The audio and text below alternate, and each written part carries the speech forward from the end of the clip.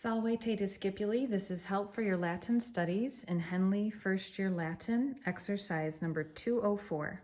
In this exercise, we are given some very simple sentences, typically with a subject and a verb, sometimes also with an adjective and or a prepositional phrase.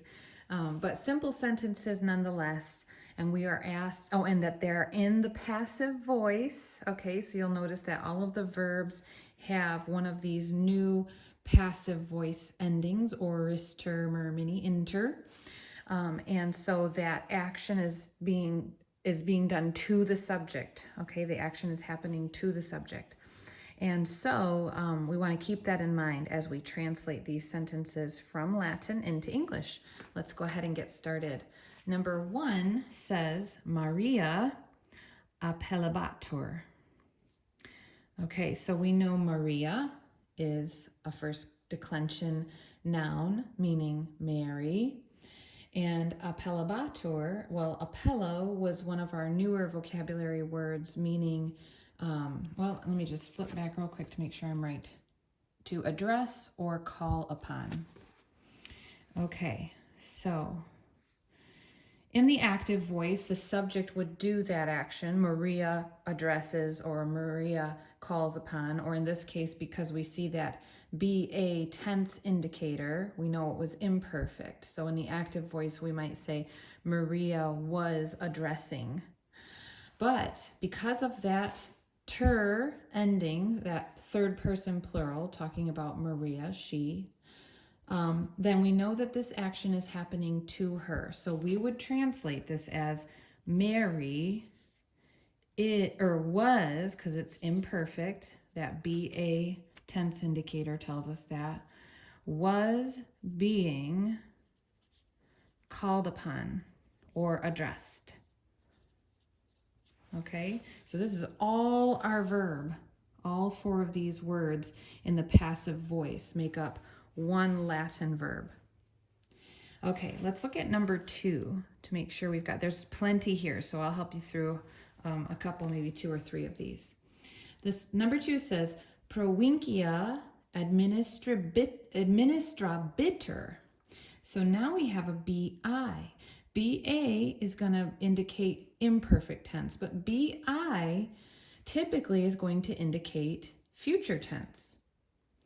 Okay, provincia is a first declension noun, meaning province, and the ter ending again is the passive voice. So that action is happening to the subject.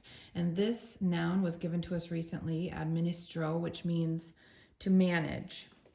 So we know that the province is the subject and manage is the verb, and it's happening to the subject. So the province will, that's future tense, will be managed. Okay, so will be managed is that future passive voice. It's happening to the subject province. All right, let's do one more. And I think I'm going to skip down to where we have, let's do number 17. We have a little adjective to work with there. 17, weary fortes confirmabuntur. Okay, weary is the Latin word for man, and this ending in the nominative case makes it plural. So men is our subject. We also have this adjective fortes, and it's an adjective of the third declension. Now you remember that adjectives must agree with the noun that they modify in gender, number, and case. So here, weary, we have a masculine, plural, nominative noun, right? We're talking about men as the subject, which is obviously masculine. Fortes, being a noun, or sorry, being an adjective of the third declension, will not match the ending because this is a second declension noun. So their endings being of different declension families. We can't expect that they'll match, but we do need to ensure that they agree to know that this adjective is indeed modifying this noun. Okay, our English word for fortes is brave. And so if I think of that ending, is it masculine, plural, nominative? Well, if I think of my third declension endings, my singular ones would be various, is, em, and when I come over to the plural, ace, there's my nominative plural, ace, es. So it does in fact agree. So, and I would in English put my adjective before the noun that it modifies. So I'm going to write this as the brave men. And let's look at the verb. Confirmabuntur.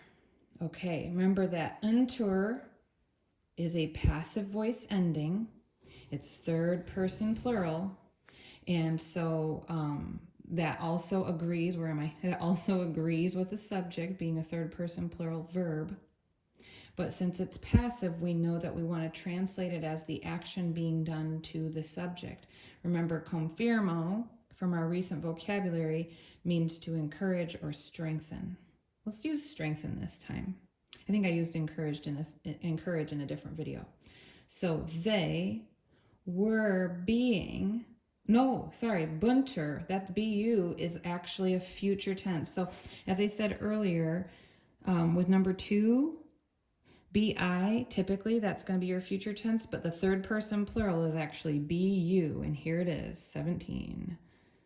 Bu is also future tense in the third person plural. So the brave men, they will be strengthened. The brave men will be strengthened. And that is how we would want to translate that verb so that the action is being done to the subject and that it's future tense. I hope that this has been helpful to you. Have a great day.